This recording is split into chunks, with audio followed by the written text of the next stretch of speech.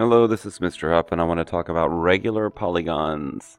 So a regular polygon is any shape that has multiple sides, and the rules that apply are all the sides have to be exactly the same length, and the angles on the inside of the polygon have to be identical. If you add them all up, they will be 360 degrees. So here you see an example of a pentagon, a hexagon, and an octagon.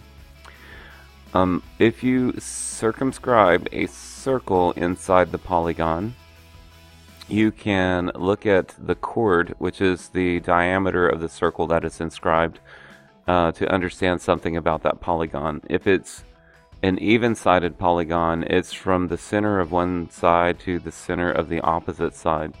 If it has an odd number, you have to look real carefully at the circle. Notice how the arrow starts at the center of one side and points to the opposing angle, but it is only the distance across the circle that is circumscribed, not all the way across. And we'll refer to that as the chord.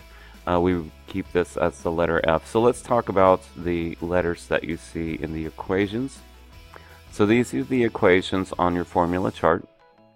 So area is going to normally be represented by the uppercase A. The letter N is the number of sides, and that's only a count. And S is the length of a side. And F is chord, which we just spoke about. And that's all of the terms in there. So if it's a side or the chord, you're going to record that with a length unit like inches or feet or meters or centimeters, and then area will be in square inches, square feet, square meters, square centimeters.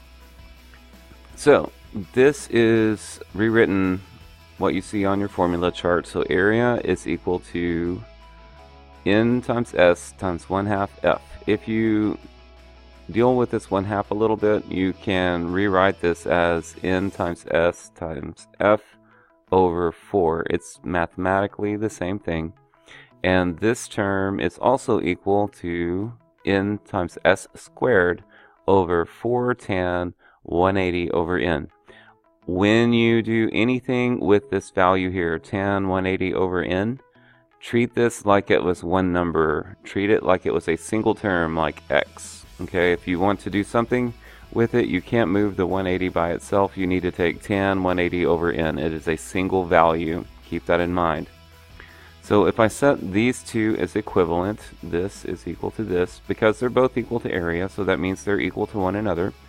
We can rearrange this algebraically. I can multiply both sides by 4 tan 180 over N and move that term over here. And I can multiply both sides by 4 and move it over here. And what that lets us do is we can factor out the 4 from both sides, the N from both sides, and the S from both sides, leaving us with an S left over on the right side of this equation. So now our formula is tan 180 over N times F equals S. And I do have a problem where you need to use this form of this formula probably to solve for the chord. So F is equal to S over tan 180 over N. You can see the algebra there.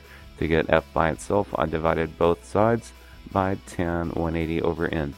If you are uncertain about algebraic manipulation, you need to come see me, okay, and we can talk about it.